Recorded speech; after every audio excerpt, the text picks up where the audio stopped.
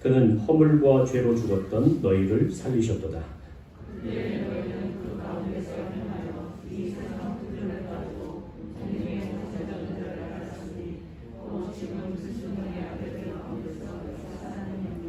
전에는 우리도 다 그 가운데서 우리 육체의 욕심을 따라 지내며 육체와 마음에 원하는 것을 하여 다른 이들과 같이 본질상 진노의 자녀이었더니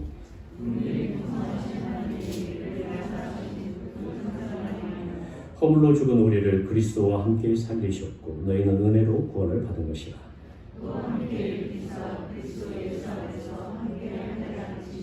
이는 그리스도 예수 안에서 우리에게 자비하심으로써 그 은혜의 지극히 풍성함을 오는 여러 세대에 나타내려 하십니다. 너희는 그 은혜에 의하여 믿음으로 말미암아 구원을 받았으니 이것은 너희에게서 난 것이 아니요 하나님의 선물이라. 행위에서 난 것이 아니니 이는 누구든지 자랑하지 못하게 함이라. 우리는 그가 만드신 바라 그리스도 예수 안에서 선한 일을 위하여 지으심을 받은 자니 이 일은 하나님이 전에 예비하사 우리로 그 가운데서 행하게 하려 하십니다. 아멘. 저번 주 한 주간 우리에게 좋은 소식이 있었는데 우리 김정래 장로님 따로 떨어져 있는 아이들 그 남자 아이들 둘이 있는데 1월에 이렇게 집으로 돌아와서 같이 생활하게 됐습니다. 앞으로 꾸준히 위해서 기도해 주시면 좋을 거고요. 하나님의 뜻 가운데 잘 사는 그런 가정이 될 수 있도록 꾸준히 기도해 주시면 좋을 것 같습니다. 제가 저번 주에 이제 설교를 하면서 여러분들 하나님의 자녀로서 하나님께서 우리에게 더 풍성히 채우실 것을 믿고 한번 기도해 보시라고 했는데 어떻게 하나님의 그 자녀로서의 하나님께서 우리에게 주실 복도를 좀 누려보신 것 같습니까? 네. 대답이 없는 걸 보니까 다 누리신 걸로 알겠습니다. 오늘은 우리가 이제 신앙생활하면서 가장 어려움을 겪는 부분이 뭐냐면 하나님의 뜻대로 살고자 하는 우리 뜻대로 살 수가 없는 우리를 보게 됩니다. 여러분 그렇죠? 아까 우리 김재현 목사님 이야기했던 것처럼 올 한 해 시작하면서 우리가 하나님의 뜻대로 살아보고 하나님의 약속을 지켜보고 하나님께서 원하시는 것을 한번 해보자고 그랬는데 12월이 딱 되니까 이제 끝날 때가 딱 되니까 어떻게 됩니까? 하나님의 뜻과 하나님의 약속을 지킨 것 같습니까? 못 지킨 것 같습니까? 네, 못 지킨 거죠. 왜 우리가 이렇게 살아갈 수밖에 없나를 오늘은 좀 고민하면서 우리가 왜 그렇게 살아가는가를 좀 고민해 보면서 우리가 그것을 그렇게 살지 않기 위해서는 성경이 말하고자 하는 진짜 우리에게 원하셨던 것이 무엇인지를 생각하면서 우리가 어떻게 살아야 될지 그리고 어떤 방법으로 살아야 될지 그 시발점을 좀 고민하면서 오늘 말씀을 나눠보기 원합니다. 여러분들께서 오늘 말씀을 들으면서 딱 한 가지 가져가셔야 될 게 있는데 우리가 하나님의 뜻과 약속과 하나님의 일들을 지키기 위해서는 누구와 함께 살아야 되냐면 예수님과 함께 사는 방법밖에 없다는 것을 기억하시면 좋을 것 같습니다. 다른 건 다 잊어버려도 내가 하나님의 약속을 지키는 것이 아니라 내가 누구와 함께 살아가야 되는 거다. 예수님과 함께 살면 하나님의 약속과 율법과 일들을 이룰 수 있는 그 힘을 얻게 된다는 것을 오늘 말씀에서 발견하시면 좋겠다라는 말씀을 드리면서 말씀을 시작하고자 합니다. 이 땅에 많은 사람들이 있지만 두 부류로 나눌 수가 있습니다. 어떤 부류로 나눌 수 있냐면 하나님을 믿는 자녀와 하나님을 믿지 않는 사람들로 나눌 수가 있습니다. 누구로 나눌 수 있다고요? 하나님 믿는 자녀와 하나님 믿지 않는 자녀로 나눌 수 있습니다. 하나님 믿지 않는 자녀들의 특징이 있고 하나님을 믿는 자녀들의 특징이 있습니다. 오늘 에베소서 2장 1절부터 3절에 보면 하나님을 믿지 않는 자녀를 어떻게 표현하고 있는지 우리가 한번 보기를 원하는데요. 이렇게 표현하고 있습니다. 1절에 보시면 그는 허물과 죄로 죽었던 너희를 살리셨다 그런데 2절에는 어떻게 말하고 있냐면 허물과 죄로 죽었던 우리를 살려셨던 그 하나님께서 이전에 너희들이 구원받기 전에는 진노의 자녀인데 어떤 상태에 있었냐면 2절을 천천히 한번 보시면 그때 너희는 그 가운데 생하여 이 세상 풍조를 따르고 공중의 권세 잡은 자를 따랐으니 곧 지금 불순종의 아들들 가운데서 역사하는 영이라. 전에는 우리도 다 그 가운데서 우리 육체와의 욕심을 따라 지내며 육체와 마음에 원하는 것을 하여 다른 이들과 같이 본질상 진노의 자녀이었다라고 말씀하고 있습니다. 여러분 우리가 구원받기 전에는 본질상 어떤 자녀였다고요? 진노의 자녀. 진노의 자녀의 특징이 있는데 구원받지 못한 자의 특징인데 어떤 특징을 가지고 있냐면 하나님을 따르지 않는 사람들이라는 말입니다. 누굴 따르지 않는다고요? 하나님을 따르지 않는 사람들입니다. 하나님 대신 다른 것을 좋아하는 사람들입니다. 하나님 대신 이 세상의 풍조를 따르는 사람입니다. 이 세상의 풍조라면서 참 여러 가지로 말할 수 있는데 이 세상의 문화로 이야기할 수도 있고 다른 여러 가지 것들을 이야기할 수 있는데 어쨌든 하나님 말고 무엇을 따른다? 이 세상의 풍조를 따르는 사람들이라 표현하고 있습니다. 또 하나는 이 세상의 풍조를 따르는 것뿐만 아니라 공중의 권세 잡은 자를 따릅니다. 이 공중의 권세 잡은 자를 두 단어로 이야기하면 누구라고 얘기할 수 있을까요? 네, 사탄입니다. 네, 사탄 또는 사단. 네. 그런데 이것을 총체적으로 이렇게 표현한 말이 어떤 말이냐면 이 사람들은 불순종의 아들들이라고 표현합니다. 진노의 자녀들은 불순종을 특징으로 하는데 하나님께 순종하지 않고 반항하는 사람들입니다. 불순종의 아들들은 하나님 말씀에 순종하지 않고 오히려 육체의 욕심을 따라 지내며 육체와 마음에 원하는 것을 추구하는 사람들입니다. 하나님을 즐거워하지 않고 세상을 즐거워합니다. 여러분, 우리들이 왜 하나님을 거부할까요? 예, 우리가 읽은 말씀에 있는 것처럼 본인들의 욕심을 채워야 하기 때문입니다. 육체와 마음에 원하는 것을 채워야 만족을 얻을 수 있다고 믿기 때문입니다. 그렇게 이야기하는 분들이 있었어요. 뭐냐면 하나님을 내가 언제 믿을 거냐를 결정할 때 언제 믿기를 원하는 사람이 많으면 죽기 전에 믿으면 된다라고 생각하는 사람이 많아요. 죽기 전까지는 뭘 해야 될까요? 이 사람들이 뭘 하기 원할까요? 네, 자기 마음대로 하는 거죠. 술도 먹고 또 뭐 남자들 쪽에서는 좀 심하게 계집질도 하고 뭐 이런 여러 가지 것들을 다 즐기다 결국 마지막에 언제 믿기를 원한다? 네, 죽기 전에 믿으면 되니까 그렇게 하기 원해요. 그러나 그런 일이 일어날 수 있을까요? 없어요. 예. 하나님을 믿지 않는 자들의 특징은 뭐냐면 하나님을 따르지 않고 하나님과 살기를 원하지 않고 이 세상을 즐기기를 원하는 사람입니다. 결국 그것을 통해서 무엇을 채우기로 하냐면 자기 육체의 욕심을 채우기를 원하는 사람들이죠. 자, 이것을 봤을 때 그러면 하나님을 믿는 사람들의 특징은 뭐를 말하는 걸까요? 네, 불순종의 아들이 아니라 순종의 아들들이에요. 누구의 말씀에 순종하는? 하나님의 말씀에 순종하는. 그런데 성경에서 우리가 히브리적 사고를 이해할 필요가 있는데 여러분들 히브리적 사고에서 생명이 떠났다, 생명이 없다라는 것을 우리 어떻게 표현하냐? 우리는 육체와 영혼이 분리된 것을 생명이 떠났다라고 표현하는데 히브리적 사고에서는 어떤 것을 생명이 없다고 그러냐면 하나님과 분리된 것을 생명이 없다고 합니다. 무엇이 생명이 없다고요?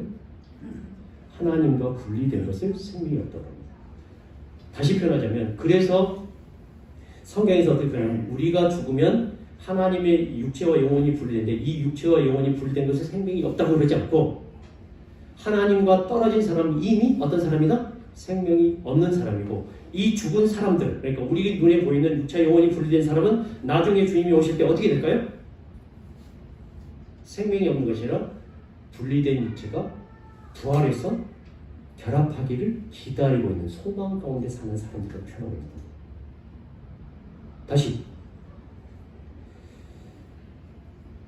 이 불순종의 아들들의 특징은 뭐냐면 본질상 하나님과 그의 의의를 거역하는 고의적인 행동을 하고 있다는 겁니다. 자, 그런데 이것을 우리에게 적용하면 하나님의 자녀가 되었다고 하면서도 불순종의 아들들이 있습니까? 없습니까?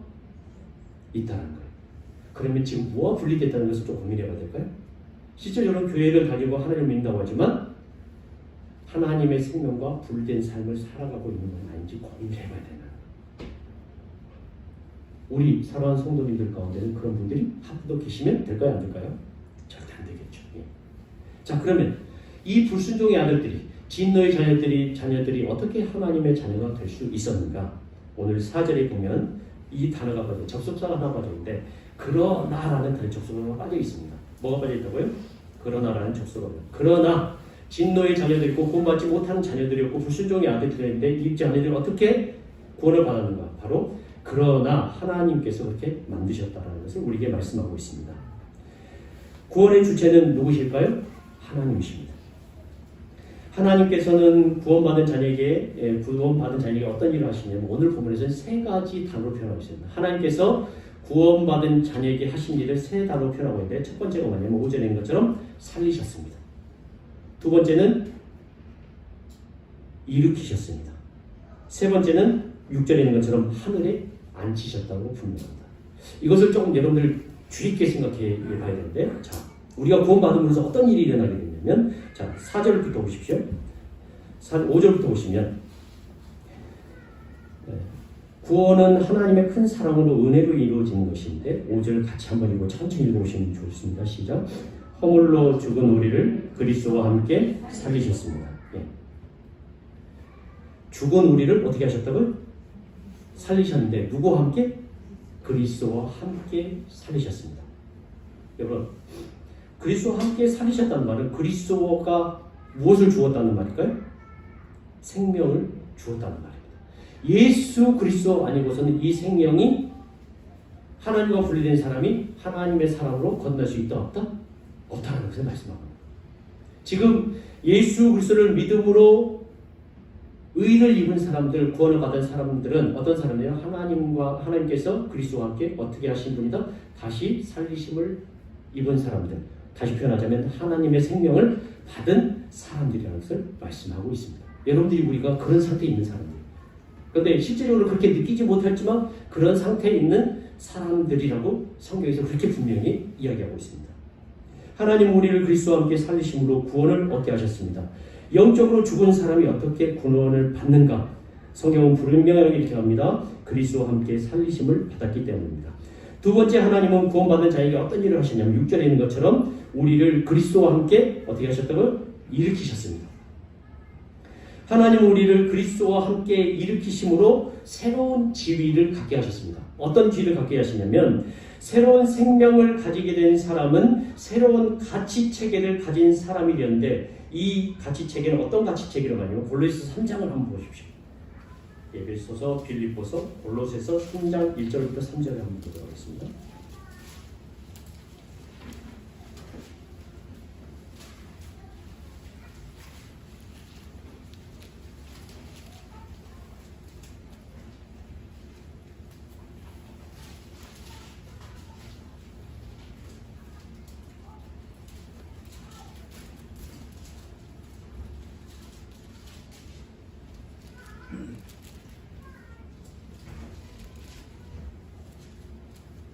네.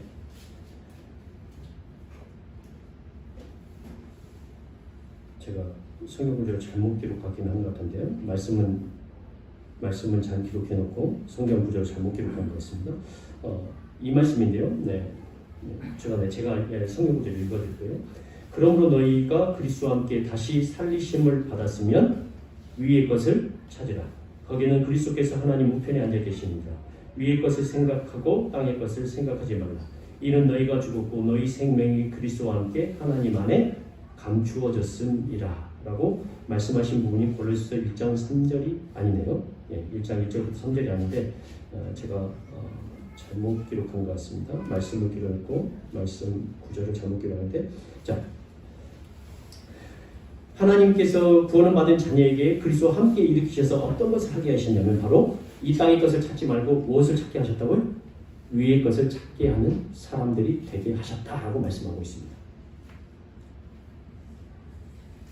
왜냐하면 그리스도께서 하나님 우편에 앉아 계시기 때문입니다. 그리고 세 번째로 하나님께서 우리에게 하신 일이 어떤 것이냐면 하나님은 우리를 본문으로 돌아가세요. 우리를 그리스도 예수 안에서 함께 어디 앉히셨다고요? 하늘에 앉히셨다라고 표현합니다. 그런데 여러분 이게 실질적으로 느껴집니까? 안 느껴집니까? 안 느껴지죠. 왜 안 느껴질까요? 지금 우리가 어디에 있기 때문에? 이 땅에 있기 때문입니다. 하나님 우리를 예수님과 함께 하늘에 앉히심을 통하여 소망을 갖게 하셨습니다. 언젠가 우리가 그토록 바라던 하늘나라에서 하나님과 함께 온전한 삶을 누리게 될 것입니다. 그렇죠? 지금 이 땅에서 고통과 아픔과 어려움 가운데 있는 사람들이지만 나중에는 우리가 누구와 함께 있을 것을 믿습니까? 하나님과 함께 있을 것을 믿습니다. 그런데 영혼만 있는 것이 아니라 죽었던 우리 육체까지 부활해서 같이 온전한 몸과 마음을 가지고 하나님을 찬양하며 예배하게 될 소망을 바라보고 지금 우리가 어떻게 했다? 살게 되었다는 것을 말씀하고 있는 겁니다. 여러분, 이런 일들이 때로는 육체를 가진 우리 하나님을 믿는 사람들에게 이런 일들이 어떻게 일어나게 되냐면 4절에 이렇게 분명히 얘기합니다. 2장 4절에 보시면 이렇게 표현합니다. 어떻게 이런 일이 일어나는가? 4절 한번 보실까요? 같이 한번 읽으시고 2장 4절 시작. 긍휼이 풍성하신 하나님이 우리를 사랑하신 그 큰 사랑을 인하여. 긍휼이 풍성하신 하나님의 큰 사랑으로 우리에게 이러한 일이 일어났습니다. 여기서 긍휼이란 단어는 어떤 단어냐면 히브리어 헤세드라는 단어입니다. 이것은 왕의 사랑이라는 뜻을 가지고 있습니다. 긍휼이라는 단어는 죄인들을 향한 과분한 친절을 의미합니다.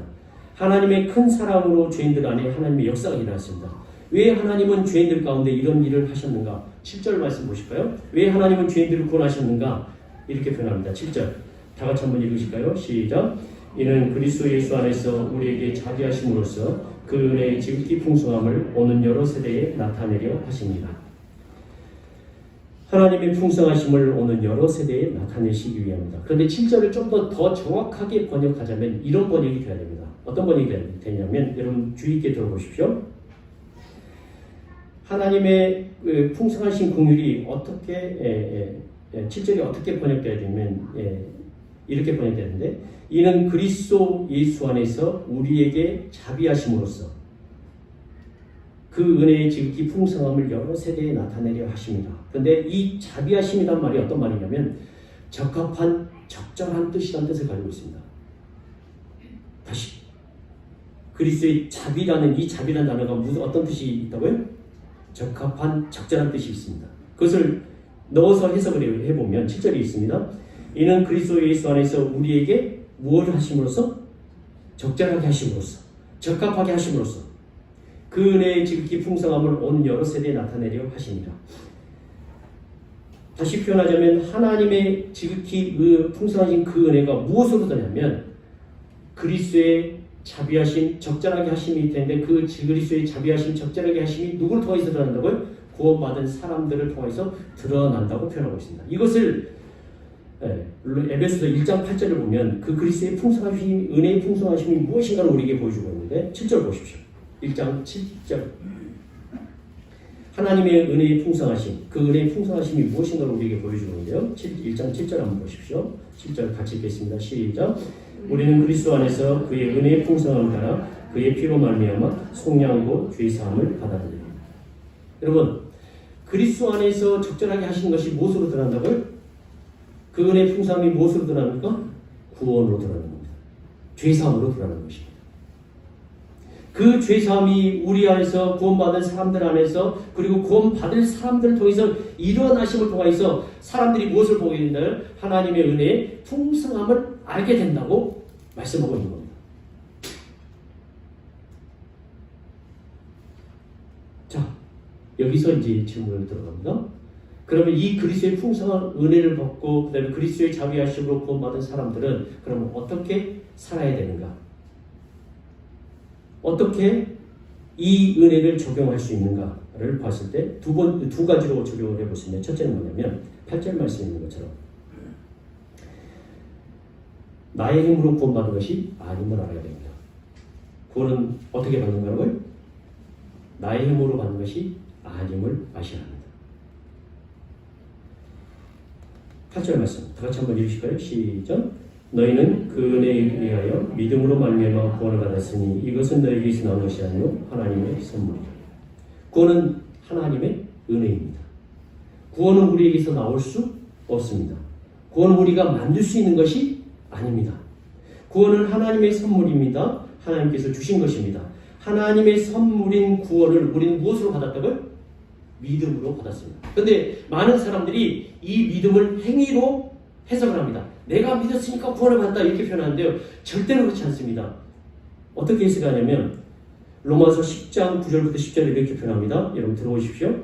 내가 만일 내 입으로 예수를 주로 시인하며 또 하나님께서 그를 죽은 자 가운데 살린 것을 내 마음에 믿으면 구원을 얻으리니 사람이 마음으로 믿어 의에 이르고 입으로 시인하여 구원에 이르니라고 말씀하고 있습니다. 하나님의 선물을 우리가 믿음으로 받았는데 단지 믿음이 행위가 아니라 믿음이라는 도구를 통하여서 구원을 받았기에 믿음은 행위가 아닌 것입니다. 이렇게 표현할 수 있죠. 우리가 흔히 믿었다고 할 때 우리의 믿음은 어떻게 하냐면 내가 믿었기 때문에 하나님께서 이런 일을 하셨다라고 표현하는데 그렇지 않습니다. 여러분이 누굴 믿었기 때문에 하나님이 크신 은혜를 우리에게 베풀으셨을까요? 하나님을 믿었기 때문에. 이 사실을 기억하셔야 돼요. 믿음은 행위가 아닙니다. 그래서 뭘 할 수 없다고요? 자랑할 수가 없는 거예요. 우리가 무엇인가를 지켜서 받은 것이 아니기에 자랑은 우리에게 있을 수 없습니다. 믿음은 어떤 사람이 하나님의 값없이 주시는 구원을 받아들이는 유일한 수단일 뿐입니다. 그러므로 나의 선한 행위를 통하여 하나님께 인정받으려거나 구원을 받으려는 일체의 행동을 멈춰야 합니다. 다시 표현할까요? 여러분, 교회에서 하는 여러 가지를 통하여 여러분이 하나님의 구원을 받으려고 하는 그 모든 하나님의 칭찬을 받으려고 하는 모든 것들을 어떻게 해야 된다고요? 내려놓으셔야 합니다. 자랑하지 않으셔야 합니다. 그 자랑이 되면 그 자기의 믿음의 행동이 자랑이 되면 무엇으로 바뀔 수 있냐면 나는 이러한 사람인데 하나님의 복을 더 받는 사람이 된다라는 조건을 가지게 됩니다. 이것이 어떤 것이냐면 율법주의로 돌아가는 것입니다. 나중에 좀 더 말씀드릴게요. 그러므로 자랑하지 않기 위해서는 이 교회에 생활하는 모든 분들이 어떤 사람이 되냐면 내가 구원을 내 힘으로 받은 것이 아니기 때문에 어떤 사람이 되냐면 겸손한 사람이 되셔요. 어떻게 하신다고요? 우리 한국교회 지금 찾아볼 수 없는 가장 큰 특징 중에 하나가 겸손함입니다. 하나님 앞에 겸손하셔야 돼요. 여러분들이 잘할 것은 아무것도 없다는 것을 확인하셔야 돼요. 그렇지 않으면 하나님 내가 이거 했기 때문에 왜 복을 주시지 않습니까? 이렇게 따질 때가 많게 될 것입니다. 그것을 벗어나셔야 돼요. 두 번째, 자 구원받은 사람은 삶의 목적을 알아야 됩니다. 여러분, 10절을 가보십시오.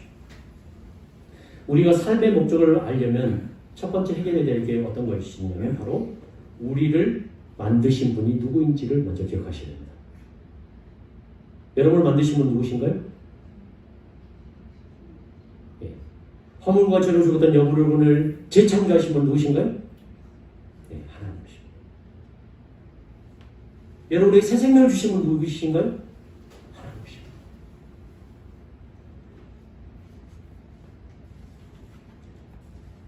하나님께서 주시는 새 생명을 받은 사람들이 바로 하나님의 자녀입니다. 우리를 하나님의 자녀로 만드신 하나님은 하나님의 자녀들이 분명한 인생의 목적을 갖기를 원하십니다. 하나님께서 창조하신 맨 처음에 아담도 하나님께서 이 삶의 목적을 주셨습니다. 그에게 뭐를 하라고 얘기했죠? 충만하라. 번성하라. 그렇게 얘기하시죠. 아브라함에게는 어떤 목적을 갖게 원하셨을까요? 너로 인하여 모든 사람이 어떻게 될 것이다? 복을 받을 것이다. 자, 이제 우리가 구원받은 사람들이 가져야 될 목적이 있는데, 삶의 목적이 있는데, 그 삶의 목적이 무엇이냐면 오늘 말씀에 이렇게 표현합니다. 10절 말씀에 이렇게 표현해요. 우리는 그가 만드신 바라 그리스도 예수 안에서 무엇을 위해서 지으심 받았다고요? 선한 일을 위하여 지으심을 받았다고 표현합니다.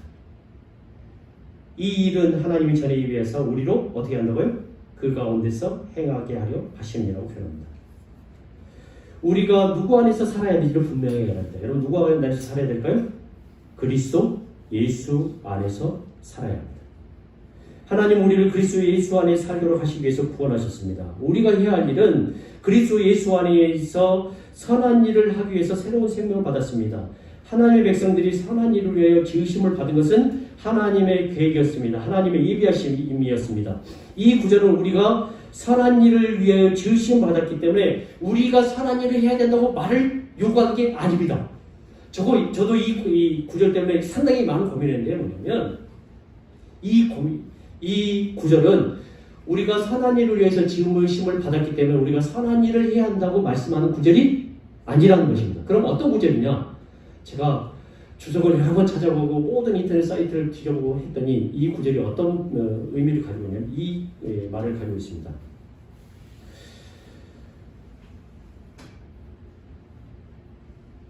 우리가 주의해서 봐야 될 게 뭐냐면 10절 마지막 하반절에 보면 하나님이 전에 예비하사 우리로 그 가운데서 행하게 하려 하심이라 라는 말에 좀 단어의 그 구절의 주목인데요.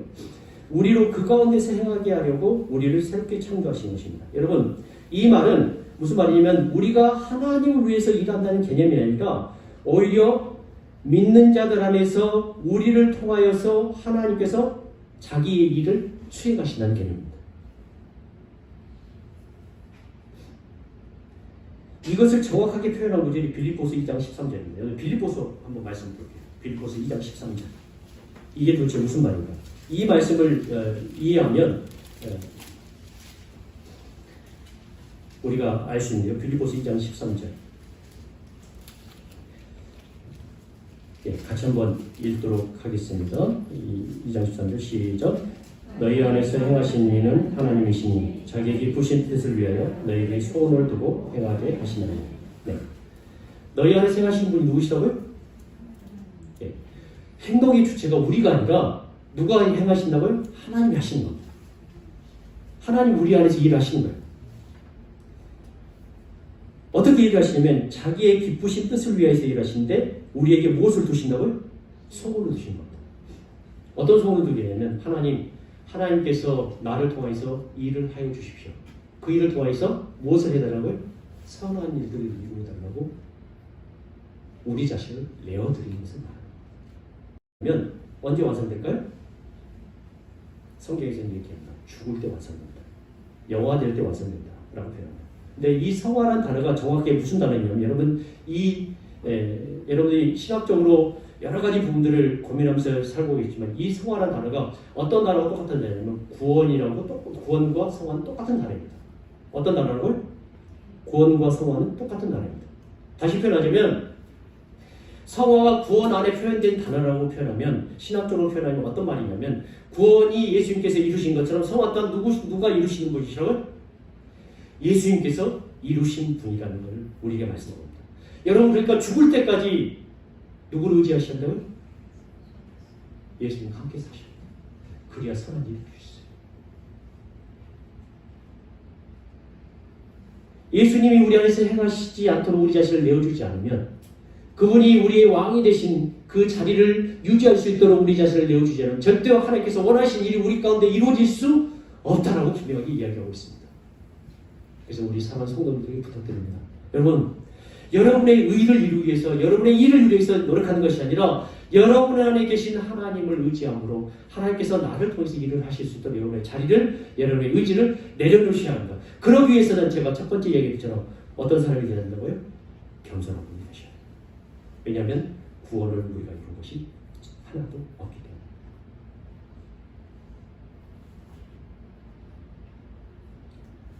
오늘 사랑하는 성도님에게 부탁드립니다. 한 주간 이 말씀의 의미를 깊이 생각하면서 살아가시기 바랍니다.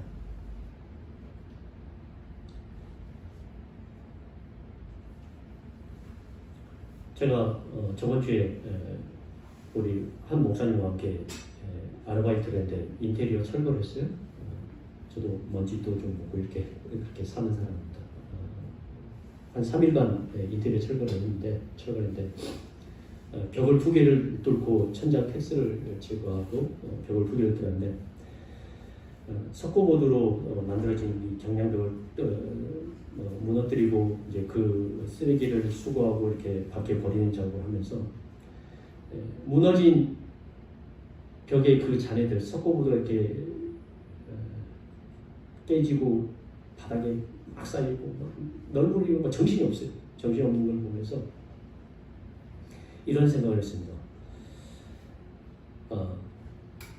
우리 삶의 현실이, 우리 사랑하는 성도들의 삶의 현실이 지금 이렇구나.